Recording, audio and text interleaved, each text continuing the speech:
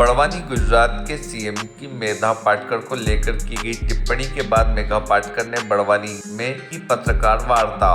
बहस को लेकर दी खुली चुनौती। 37 वर्ष बाद पुराने नर्मदा घाटी के आंदोलन को कुचलने की साजिश। आंदोलनकारी मेधा पाटकर ने बीजेपी पर लगाया गंभीर आरोप। बीजेपी कच्छ और गुजरात के वोटरों को लुभाने का कर रही प्रयास। किसी भी स्थिति में नहीं मांगेंगे माफी मेधा पाटकर।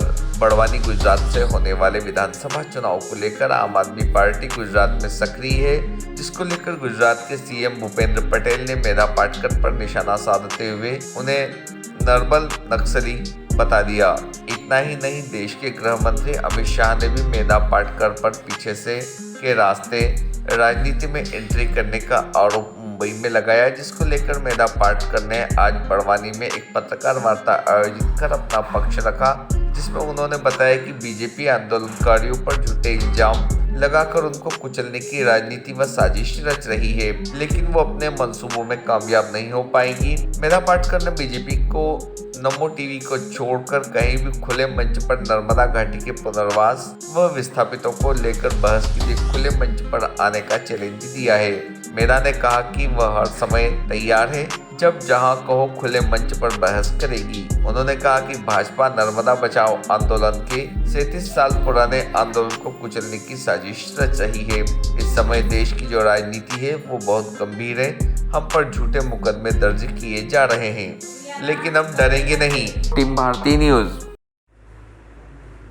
आप सब लोगों ने देखा होगा कि आजकल नर्मदा घाटी के लोगों पर 37 साल जिसके पूरे हुए उस नर्मदा बचाओ आंदोलन पर, और जब हमारी जीवनशालाएं और निर्माण कार्य आगे बढ़ा, तब से 2004 से जो नर्मदा नवनिर्माण न्यास बन गया, उस पर बहुत सारे झूठे आरोप लगाने की एक राजनीतिक साजिश चल रही। मैं राजनीतिक इसलिए कह रही हूँ क्योंकि अभी अभी गुजरात के मुख्यमंत्री भूपेंद्र पटेल जी ने कच्छ में जाकर मुझे अर्बन नक्सल घोषित किया, और मोदी जी ने भी सभी आंदोलनकारी ही विकास में अड़ंगा डालते हैं इस प्रकार की भूमिका जाहिर की। और अमित शाह ने मुंबई जाकर कहा कि मैं तो गुजरात में पीछे के दरवाजे से राजनीति में घुसने की कोशिश कर रही हूँ। अब ये तमाम बातें झूठी तो है ही, लेकिन इसके पीछे जो राजनीति है वो बहुत ही गंभीर खतरा है देश के जनतंत्र के लिए, क्योंकि आम आदमी पार्टी गुजरात में शायद उनका प्रभाव डाल रही है, और नर्मदा का पानी जिस कच्छ में पहुंचा नहीं है, सौराष्ट्र के भी किसान को संघर्ष करना पड़ रहा है और विस्थापितों का पुनर्वास नहीं हो रहा है। इसीलिए ये अभी नर्मदा आंदोलन के दावे झूठे हैं और पानी पहुंचा है ऐसा हम पर आरोप लगाकर कच्छ की वोट बैंक सुरक्षित करना चाहते हैं, गुजरात की वोट बैंक सुरक्षित करना चाहते हैं। लेकिन हम लोग इसके लिए कभी भी माफ़ी मांगने का सवाल ही नहीं आता है। हमारा हर दावा सही साबित हो रहा है।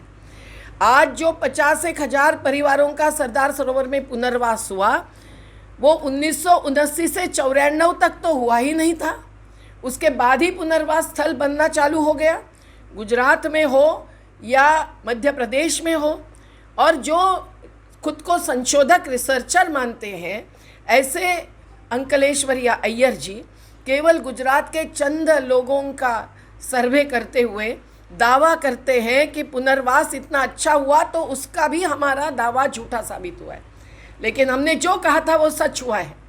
कोई भी बाकी बांधों में नर्मदा के पुनर्वास नहीं हुआ, केवल संघर्ष इन सब लोगों ने किया, तो ही उनका जो दावा था पुनर्वास हो गया है, 2009 से पूरा हो गया है, वो झूठा साबित हुआ। और 2009 के बाद हजारों को भूखंड देना पड़ा।